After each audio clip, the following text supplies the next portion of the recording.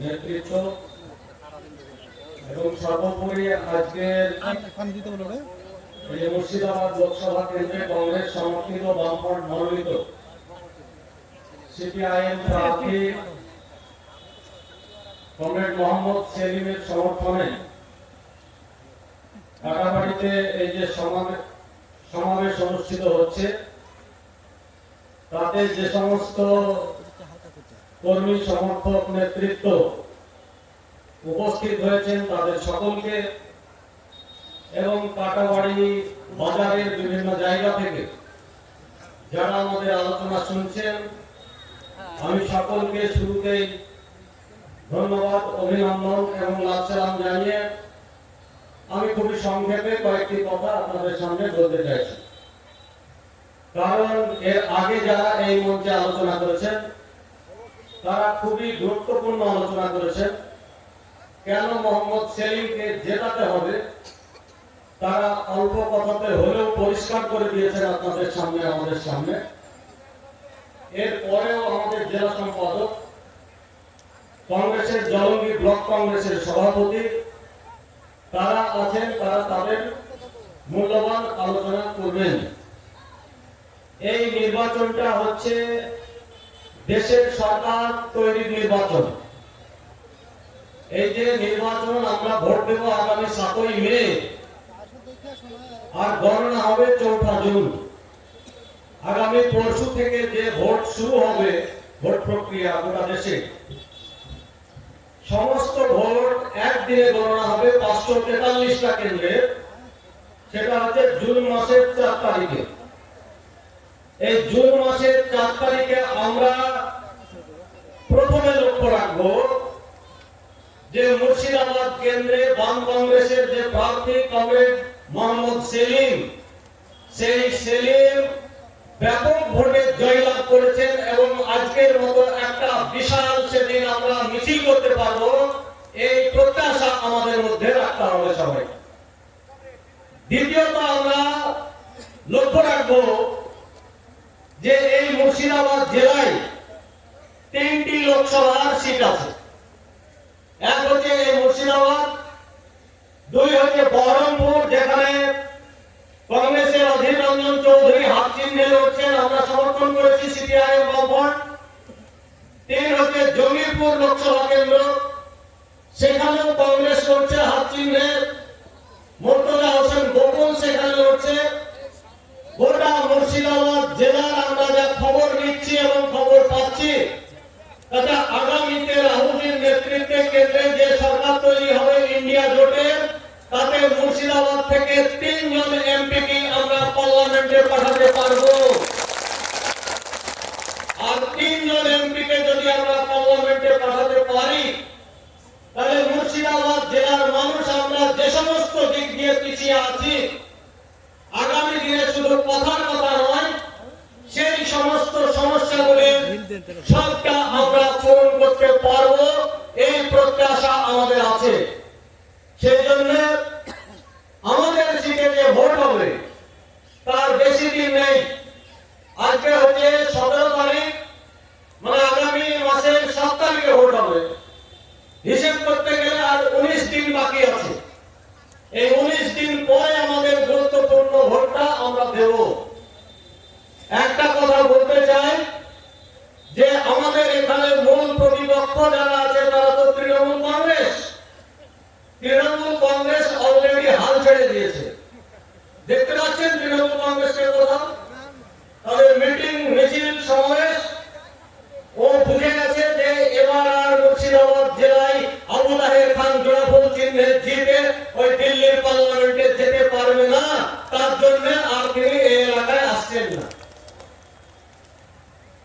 একটা কথা সবাই জানেন যে ওদের যতক্ষণে টাকা দেবে, ভাড়াটিয়া লোক আসবে, ততক্ষণে কাজ শুরু করবে। 1% টাকা দিয়েছে ওরা দেওয়াল লিখনের জন্য, তাই কোন কোন জায়গায় আবু তাহেরের নামে দেখবেন ছাপ আছে। তারপরে দ্বিতীয় প্রশ্ন টাকা এসছে ইফতার পার্টি বানানোর জন্য। আগের মতো জোশ ছিল না ইফতার পার্টি, মানে মানুষ বুঝে গেছে যে হারামের পয়সায় ইফতার করলে আল্লাহর কাছে আমার নেকি জমা হবে না, তার জন্য ওই ইফতার পার্টি বর্জন করেছে। প্রত্যেকটা অঞ্চলে কিন্তু ইফতার পার্টি হয়েছে।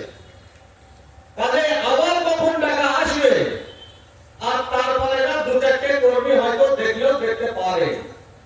কিন্তু আজকের এই সমাবেশে বাম কংগ্রেসের যে বন্ধুরা এসেছেন তারা কোনো টাকার বিনিময়ে এসেছেন? আপনাদেরকে টাকা দিয়ে এখানে আনা হয়েছে?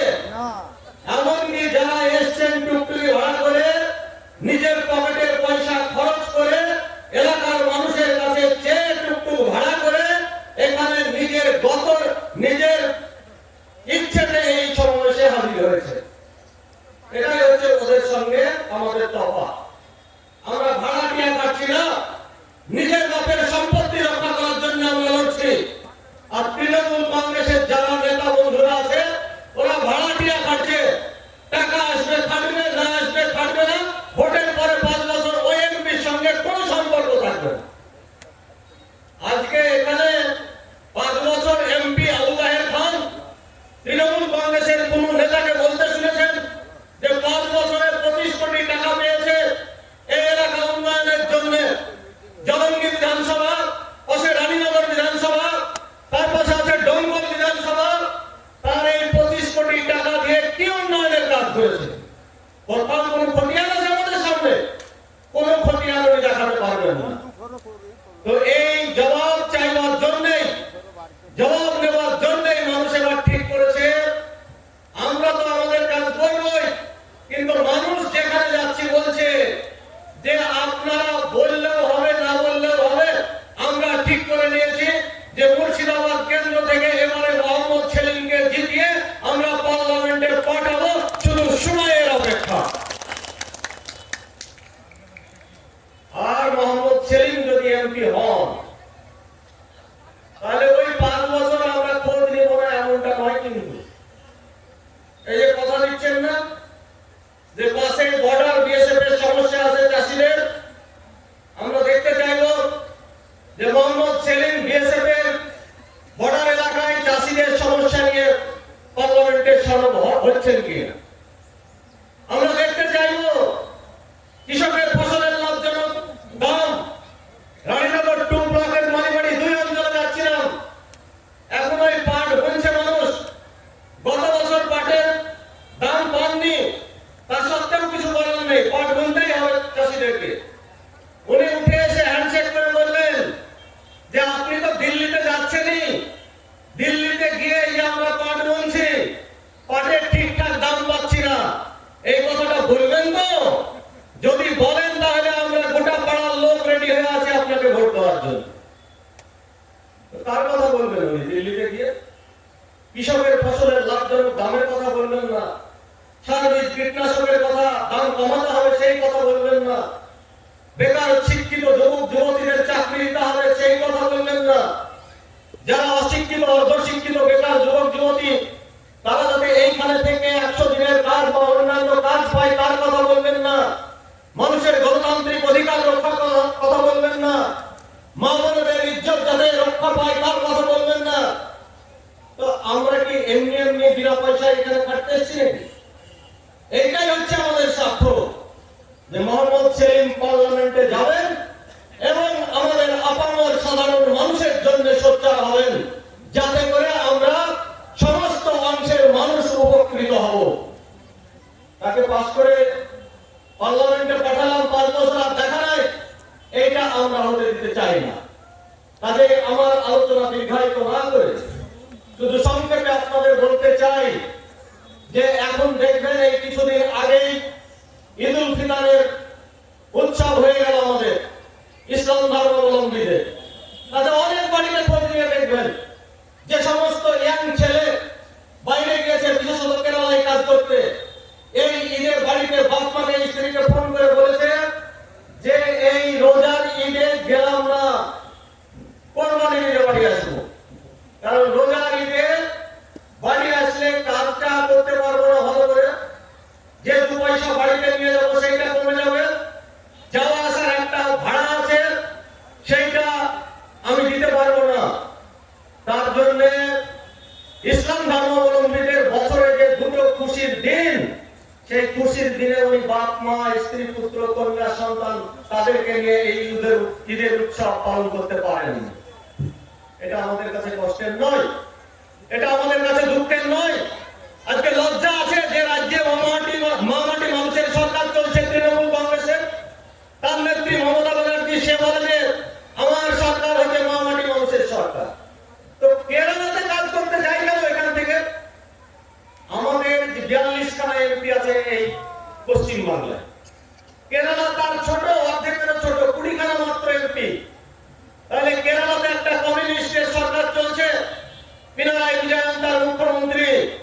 তাহলে সে যদি এত বেকার যুবক যুবতীদের কাজ দিতে পারে, তাহলে এত বড় রাজ্য হওয়া সত্ত্বেও তৃণমূল কংগ্রেসের মুখ্যমন্ত্রী মমতা ব্যানার্জি তুমি এখানে বেকার যুবক যুবতীদের কাজ দিতে পারো না কেন?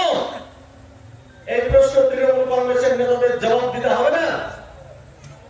এইখান থেকে যারা বিধানসভায় গিয়েছে ভাষণ দেয় তাদের কাছে জবাব চাইবেন যে আমার রাজ্য থেকে ভিন রাজ্যে কেন কাজ করতে যাচ্ছে? একটা নির্বাচিত সরকারের প্রধান কাজই হচ্ছে যে বেকার যুবক যুবতীদের তাদের বাড়িতে থেকে কাজ দিতে হবে। আজকে সেই জায়গায় সম্পূর্ণ ব্যর্থ হচ্ছে আমাদের রাজ্যের সরকার এবং দিল্লির সরকার, দুটো সরকারি ব্যর্থ এই জায়গায়।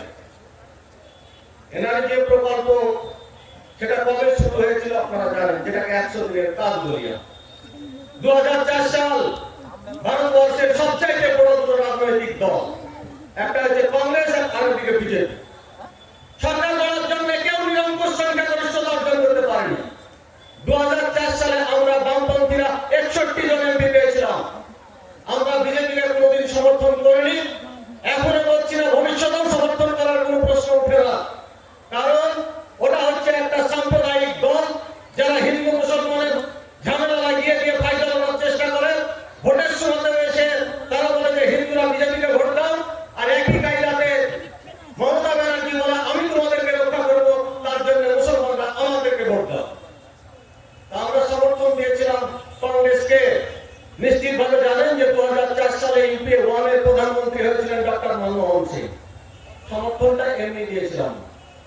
আমাদের কিছু শর্ত ছিল, দাবি ছিল, যেটাকে কমন মিনিমাম প্রোগ্রাম বলা হলো, অভিন্ন ন্যূনতম কর্মসূচি। যার 1 নম্বরেই ছিল যে গ্রামীণ ভারতের যারা খেটে খাওয়া মানুষ, যাদের শক্ত সমর্থ দুটি হাত রয়েছে, সুস্থ সবল একটি শরীর রয়েছে, যারা কাজ করে খেতে চায় তাদেরকে 365 দিন কাজ দিতে হবে। তৎকালীন ইউপিএ 1 এর চেয়ারপারসন সোনিয়া গান্ধী এবং হবু প্রধানমন্ত্রী ডক্টর মনমোহন সিং আমাদের নেতাদের বোঝা গেলেন যে প্রথমে 365 নয়, আমরা 100 দিন দিয়ে প্রকল্পটা চালু করি। আমরা মেনে নিয়েছিলাম। আর এই যে এখন দেখছেন যে খাদ্য সুরক্ষা, যাতে করে বিনা পয়সায় চাল গম পাওয়া যাচ্ছে, মমতা ব্যানার্জির লোক গিয়ে বাড়ি বাড়ি বোঝাচ্ছে যে মমতা ব্যানার্জি নাকি এই চাল গম দিচ্ছে। এই চাল গম যদি না পাওয়া যায় তাহলে নাকি আমার আর চুলোতে হাঁড়ি ধরবে না। আমি দায়িত্ব সহকারে বলছি, এই পাশেই আপনাদের এমএলএ এর বাড়ি, বলবেন যে এই চাল মমতা ব্যানার্জির বাপের সম্পত্তি নয়। ওই সেই 2004 সালে এটা আইনে পরিণত হয়েছিল যে যারা দারিদ্র সীমার নিচে বসবাস করছে সমস্ত মানুষকে এই বিনা পয়সায় চাল গম সরবরাহ করতে হবে। আইনটা আজ হয়নি। 100 দিনের কাজের আইন 2005 সালে পাস হয়, 2006 সাল থেকে এনআরজি প্রকল্পের কাজ শুরু হয়। আজকে জবাব দিতে হবে তৃণমূল কংগ্রেস এবং বিজেপিকে যে ভারতবর্ষের কোন রাজ্যে 100 দিনের কাজ বন্ধ নাই, অথচ পশ্চিম বাংলাতে 2.5 বছর ধরে এই কাজ বন্ধ আছে কেন? বিজেপি বলছে যে তৃণমূল কংগ্রেস চুরি করেছে, হিসাব দেয়নি, তার জন্য বন্ধ। আর তৃণমূল কংগ্রেস বলছে যে আমরা হিসেব দিয়েছি, কেন্দ্র ইচ্ছাকৃতভাবে এই টাকা দিচ্ছে।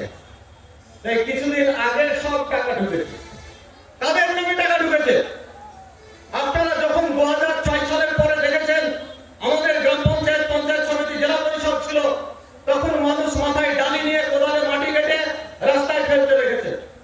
এখনো সেই নিয়মই আছে যে এনআরজির কাজ করতে গেলে 40% কাজ লেবার দিয়ে করাতেই হবে।